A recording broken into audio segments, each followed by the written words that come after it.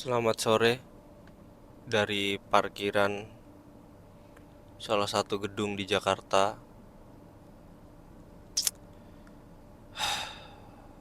Berat banget rasanya. Sebelumnya saya secara pribadi ingin mengucapkan berbelasungkawa dan rasa kehilangan yang sedalam-dalamnya atas kepergian guru kami, Bapak Blasius Subono, Ki Blasius Subono, atau biasa yang saya panggil dengan Pak Bono. Tentu sebenarnya rasa kehilangan ini bukan hal yang sulit dipahami. Meskipun saya ini bukan keluarga beliau, pun saya juga bukan bagian dari komunitas Nuroso yang beliau pimpin. Saya hanya salah satu dari sekian banyak fans beliau yang selama ini mungkin secara tidak langsung mengkiblat atau menjadikan karya-karya beliau itu semacam cahaya yang terus-menerus saya dekati dan saya tuju selama ini.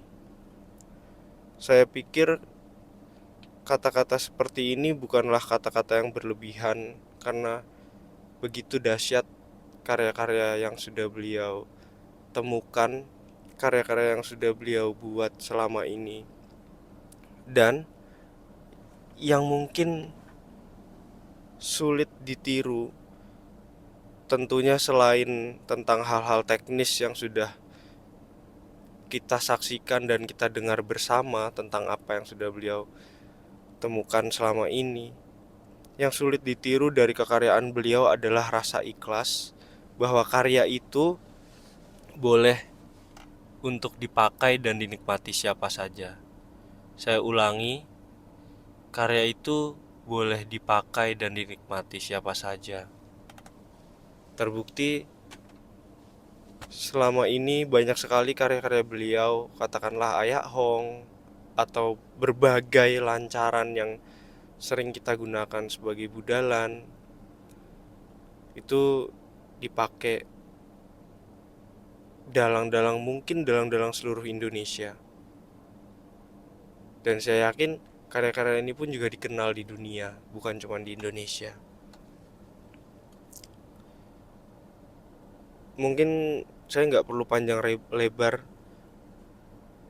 bercerita tentang kekaryaan beliau karena kita semua sudah cukup tahu dan mengenal karya-karya beliau. Pun nama besar beliau sangat masyhur sekali.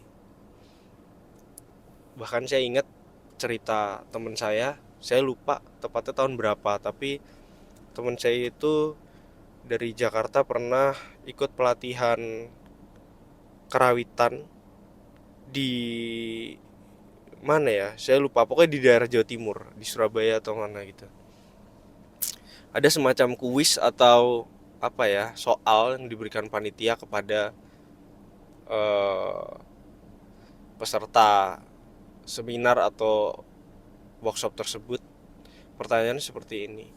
Gending apa yang digunakan pada saat adegan jejeran wayang kulit? Nah, mereka menjawab gending jejer wayang kulit itu adalah Ayak Hong dilanjutkan dengan gending Paseban. Mayoritas yang hadir di situ, terutama yang luar Jawa, itu menjawab seperti itu. Lalu panitia menanyakan, bagaimana kalau jejeran Dorowati? Ya gendingnya Ayak Hong lalu Paseban. Bagaimana kalau jejernya Ngamarto? Ya gendingnya Ayak Hong lalu Paseban. Bagaimana kalau jejernya Ngastino atau Ngalengko? Ya Ayak Hong lalu Paseban. Banyak sekali yang menjawab seperti itu. Nah, ketika ditanya, hal yang menarik lainnya adalah ketika ditanya siapa pencipta Ayak Hong dan Paseban, tidak tahu. Mereka tidak sadar kalau panitia, seorang bapak-bapak yang bertubuh setengah gemuk itu adalah pencipta Ayak Hong dan Pak Seban, yaitu Pak Bono. Itu kisah yang menggetarkan hati saya. Bagaimana kesederhanaan beliau dalam berkarya dengan karya yang segagah itu, tapi karya yang segagah itu tidak membuat beliau menjadi pribadi yang jauh di atas sana. Mungkin kami, mahasiswa beliau itu merasa beliau itu sangat dekat dan mudah sekali didekati. Beliau itu pribadi yang kami kenang sebagai seorang yang tegas, kadang mungkin keras, tapi beliau itu sebenarnya sangat lembut, penuh dengan kasih sayang. Saya ini yang saya ingat selama kuliah tidak pernah mendapatkan pujian dari beliau. Saya ini mungkin salah satu murid yang ya mungkin bisa dikatakan bodoh lah gitu, dan sering sekali dimarahi. Tapi ada saat-saat tertentu Pak Bono ini memberikan kepercayaan saya sangat besar. Saya ingat waktu itu saya menabuh gamelan untuk pementasan yang beliau komandoi. Beliau hari itu jabatannya komposer dan penulis naskah. Saya memainkan salah satu instrumen. Lalu setelah gladi bersih, itu sekitar jam 12 malam, besoknya kami harus pentas sekitar jam 8. Jam 12 malam itu energi kami sudah habis. Pak Bono bilang, "Brian, naskahnya ini harus kamu yang translate, dan benar-benar harus kamu yang translate karena sudah tidak ada pilihan lain dan saya mau kamu yang translate." Seketika tubuh saya bergetar karena itu jam 12 malam, energi saya sudah habis terkuras. Besok jam 8 kami harus pentas, dan jam 12 siang itu kami masih harus GR kedua menuju pementasan. Saya mencoba berbagai alasan, dan saya menanyakan kenapa harus saya, Pak, kan juga ada orang lain yang mungkin lebih kompeten dari saya, yang kompetensinya di atas saya untuk menerjemahkan naskah Bapak. Enggak, ini harus kamu. Kalau cuma nabuh kan besok bisalah itu diakali. Yang penting naskah ini harus ditranslate malam ini juga. Karena dengan jantung berdebar-debar, tubuh bergetar, saya kerjakan semaksimal mungkin. Dan setelah selesai, puji Tuhan, no complain. Pak Bono menerima hasil kerja saya dengan baik waktu itu.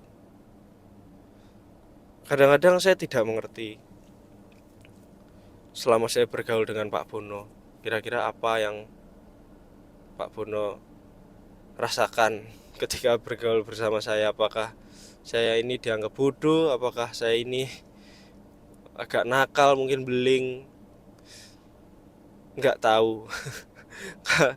Kalau sebenarnya kalau ada kesempatan, pengen banget saya tanyain kepada beliau, kenapa sih Pak saya itu kok selalu dimarahi gitu.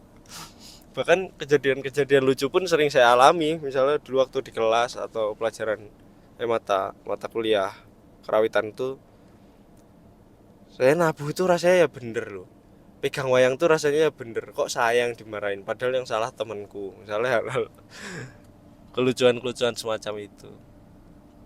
Tapi dimarahi Pak Bono itu nggak membuat saya kecil hati atau dendam ke beliau, itu enggak. Saya tahu bahwa beliau itu adalah pribadi yang penuh kasih sayang, dan itu bisa saya buktikan. Dan kalau saya ceritakan di sini bagaimana beliau itu mencintai para mahasiswanya itu nggak akan cukup. Tapi beliau itu memang pendidik yang luar biasa. Metode-metode beliau dalam mengajar itu jitu sekali. Mungkin saya mau sharing ini terutama untuk teman-teman yang mau menjadi mahasiswa Pak Bono atau yang belum pernah mencicipi diulang oleh Pak Bono. Saya nggak pamer ya, saya hanya mau sharing. Pak Bono itu metodenya hebat. Kadang-kadang metodenya Pak Bono itu tidak bisa dimengerti orang kebanyakan. Tapi saya menangkap bahwa metode Pak Bono itu adalah kiat-kiat dasar untuk menjadi dalang. Bagaimana megang wayang, bagaimana suluan. Dan kiat-kiatnya Pak Bono itu bisa diikuti semua orang, bahkan oleh orang-orang yang masih awam dan baru mengenal pedalangan. Dan semua anak atau mahasiswa yang diulang Pak Bono itu disetarakan.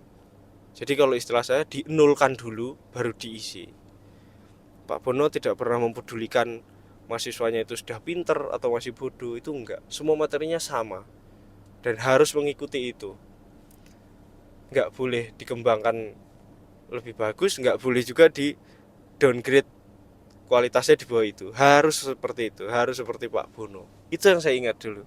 Dan seandainya saya suatu saat diberikan kepercayaan sebagai pengajar mungkin, atau mungkin jalan hidup saya juga sebagai pengajar, saya mau meneladani itu. Itu luar biasa. Pak Bono benar-benar jenius dalam menemukan metode-metode pembelajaran.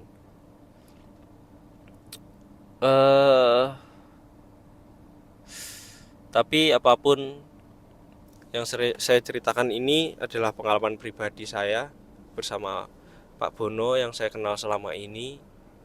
Mungkin sangat banyak teman-teman yang lebih dekat kepada Pak Bono daripada saya. Saya ini hitungannya nggak dekat sama Pak Bono. Gitu ya, saya kenal dan pernah nderekne beliau beberapa kali, tapi masih banyak sekali teman-teman yang jauh lebih dekat dengan Pak Bono. Saya harap mas-mas, kakak-kakak saya, adik-adik saya, teman-teman saya yang lebih dekat atau mungkin juga dekat dengan Pak Bono mau sharing pengalamannya, mau berbagi bagaimana Pak Bono selama ini telah membaktikan dirinya, mengabdikan dirinya untuk kesenian, khususnya kesenian tradisi, dan apa yang sudah Pak Bono kerjakan, apa yang sudah Pak Bono karyakan selama ini terus akan bisa kita nikmati. Dan karya-karyanya Pak Bono itu sudah lebih dulu menghidupi kita lewat panggung-panggung Ayak Hong, Paseban, Gaung, pendudahan-pendudahan gending-gending lawas yang kemudian dibunyikan kembali, ditabuh kembali.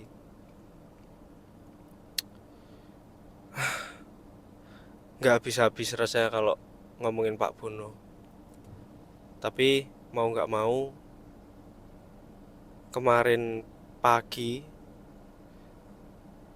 sampai ke siang kita sudah mengantar Pak Bono untuk beristirahat selama-lamanya. Tentu kita sedih, tapi saya berharap bahwa kesedihan ini tidak boleh berlarut-larut. Pak Bono sudah berhasil mendapatkan impiannya. Doa Pak Bono sudah dikabulkan bahwa Pak Bono ingin dipanggil menghadap Tuhan ketika sedang berkesenian, ketika sedang di panggung. Dan saya melihat video-videonya yang di medsos. Saya juga tanya kepada teman-teman yang hari itu terlibat pementasan itu bersama Pak Bono, dan Pak Bono dipanggil Tuhan dengan sangat terhormat. Pak Bono keren banget ketika dipanggil Tuhan. Tentu saya yakin semua seniman, khususnya seniman tradisi, juga mau meninggal secara terhormat dan meninggal sekeren itu. Pak Bono nggak sakit. Pak Bono sedo dengan ya mungkin minim sekali rasa sakit. Tuhan baik, saya pikir. Dan Pak Bono dipanggil Tuhan ketika situasi seperti ini. Pak Bono dipanggil Tuhan berpisah dari kita semua, pasti pun untuk tujuan yang baik. Saya percaya itu. Teman-teman, kalau biasanya di sudut itu ada konklusi, hari ini nggak ada ya. Terus terang, saya sendiri masih merasa sangat kehilangan dengan kepergian Pak Bono. Walaupun ya saya bukan saudaranya, saya bukan siapa-siapanya, saya hanya mahasiswa yang dulu juga menerima cinta dan kasih Pak Bono lewat pembelajaran-pembelajaran yang Pak Bono berikan. Pak Bono, saya mohon maaf kalau sejauh saya bergaul dengan Pak Bono, saya melakukan kesalahan-kesalahan yang tidak seharusnya saya lakukan. Saya mohon maaf Pak kalau mungkin selama ini ada perlakuan saya yang kurang hormat dan kurang terpuji di hadapan Bapak. Tapi Pak, kalau boleh menyampaikan satu hal, Bapak itu panutan dan idola saya. Sekarang sampai kapanpun. Sugeng tindak Pak, bekti kula mawantu-wantu. Nuwun.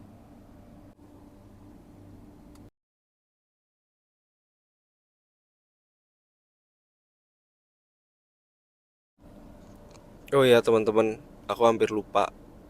Mungkin dari sekian banyak ya garapan Pak Bono itu, aku juga boleh lah ya punya favorit. Favoritku itu namanya, kalau aku nggak salah, Ayak Dedoko. Itu garapan sekitar tahun 2000-an kalau nggak salah. Enggak ding, bahkan lebih tua, mungkin 80 90-an gitu. Nah, itu aku seneng banget. Itu biasanya buat bedol kayon. Walaupun nggak sepopuler Ayak Hong, tapi energinya itu dahsyat banget. Aku ada tahu salah satu rekaman yang di Wayangkala Cinema. Coba nanti aku minta izin dulu ya sama pihak terkait. Semoga bisa diputar di sini biar temen nggak usah nyari-nyari lagi. Oke? Thank you. Rekaman Ayak Tedokonya semoga bisa aku publish di sini. Goodbye.